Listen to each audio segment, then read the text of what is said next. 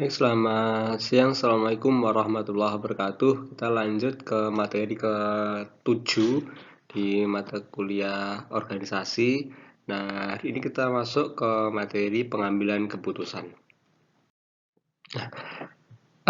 Teman-teman, kita ketahui bersama bahwa semua orang itu pasti mengalami keadaan yang dimana kita harus secepatnya dan sebaik-baiknya untuk mengambil sebuah keputusan.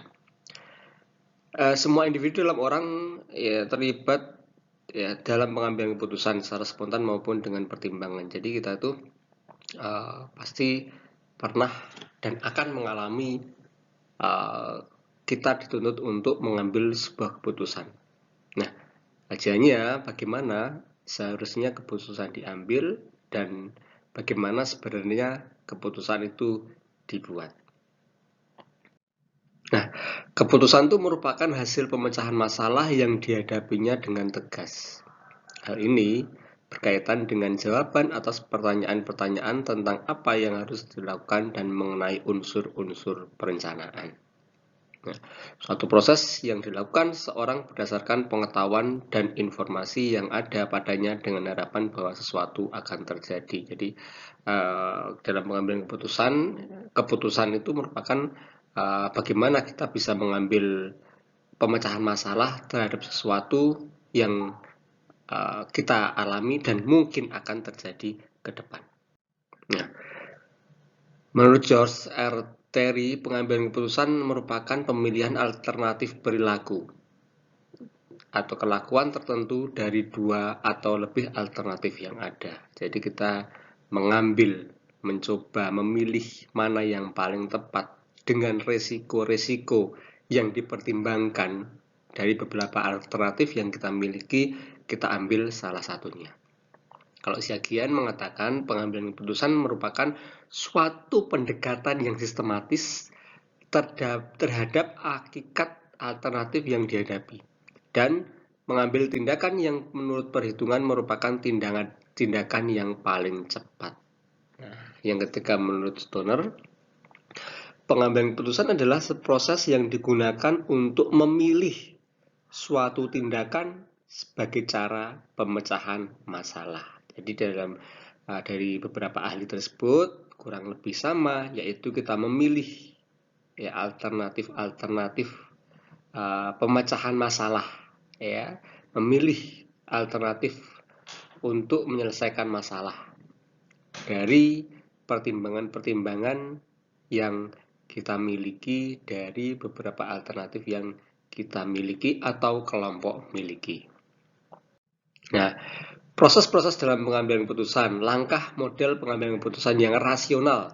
Satu, kita mendefinisikan masalah tersebut.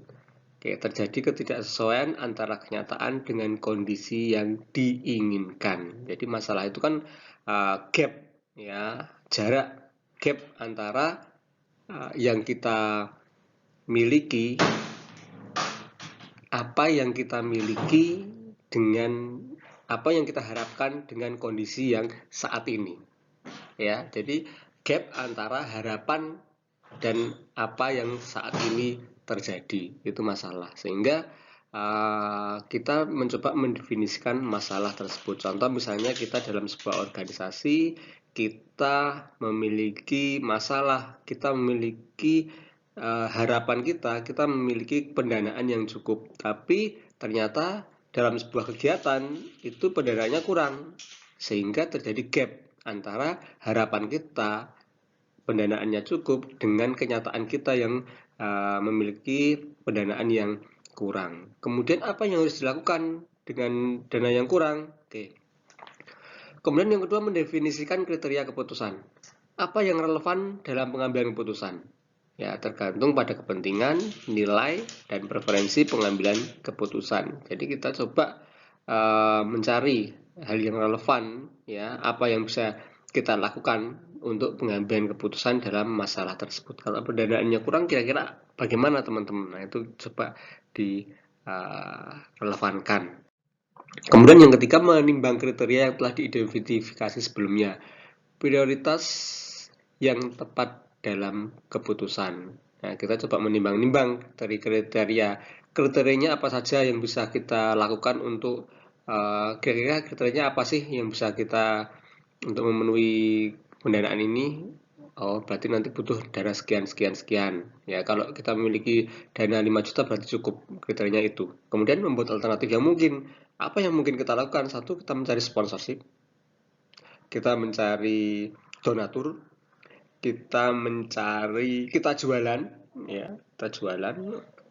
Kita jual kaos, jual macam-macam. Nah, itu alternatif yang mungkin. Kemudian menilai semua alternatif pada masing-masing kriteria, kekuatan, kelemahan masing-masing alternatif. Satu, misalnya mencari sponsorship, kelebihannya, oke, kita tanpa modal.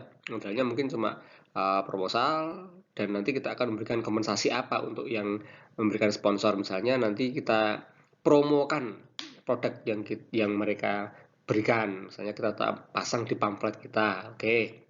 Kelebihan kelemahannya itu. Kemudian donatur jelas, nanti misalnya ada senior atau alumni yang bisa memberikan donatur ya.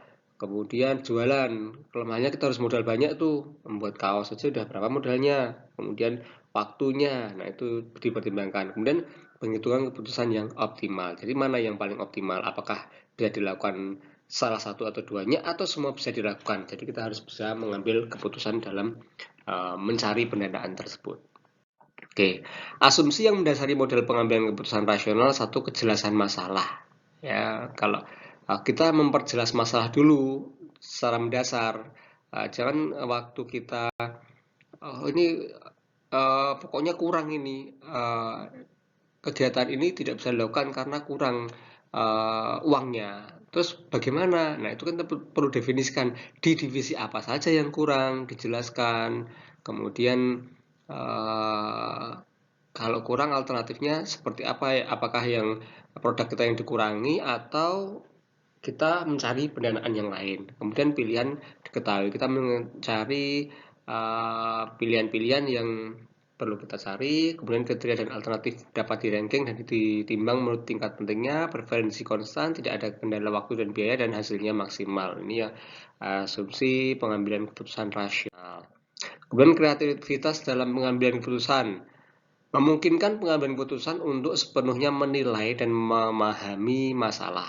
Ya, kebanyakan orang mempunyai potensi-potensi kreatif ya kalau kita mau menggalinya ya.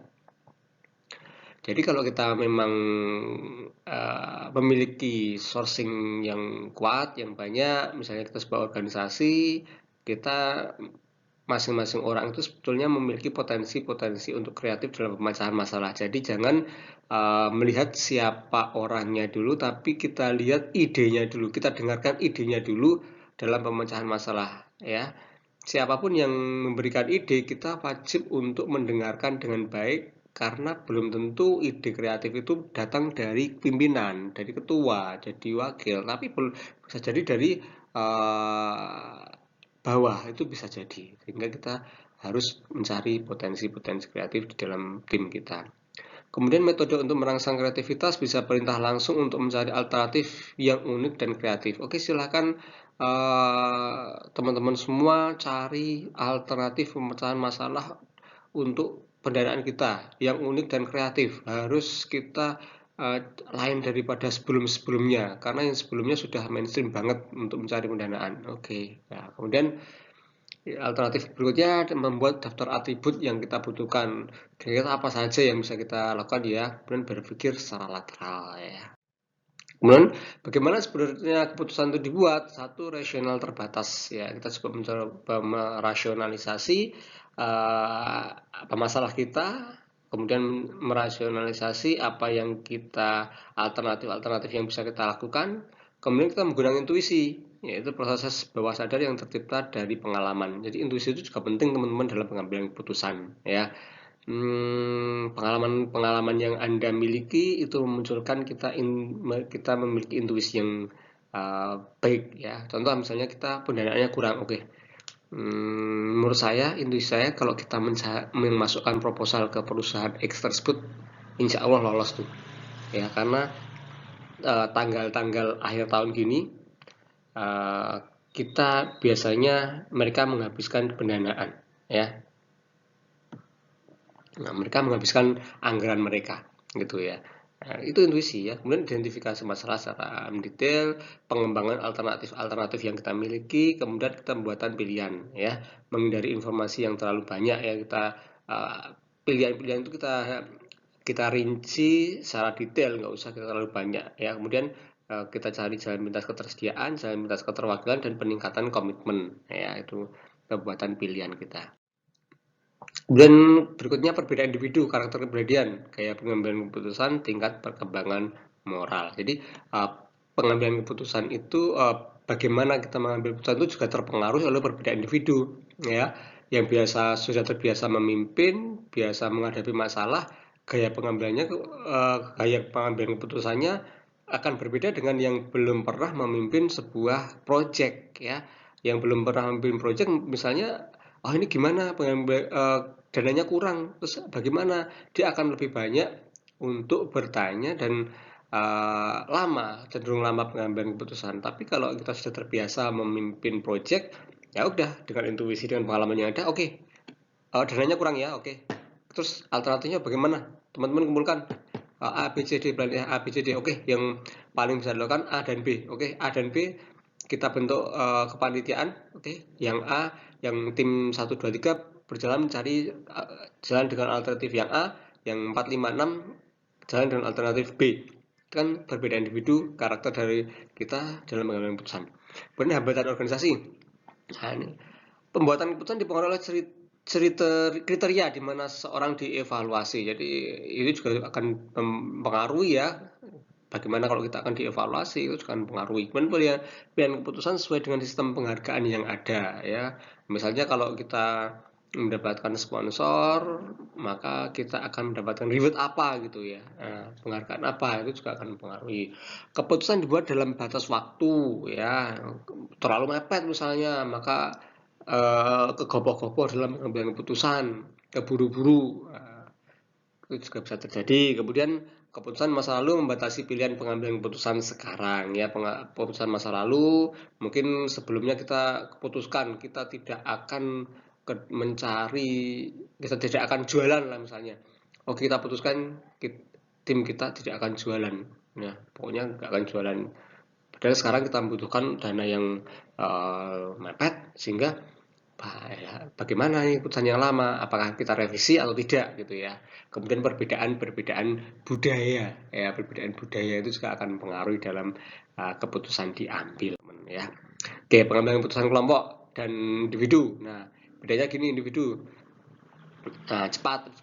Nah, kelompok informasi yang lebih komplit, kita mencari informasi yang lebih komplit dulu, baru kita pengambilan keputusan. Individu akuntabilitas dan jelas. Kalau kelompok itu lebih ke keanekaragaman pandangan di dalam internal kelompok.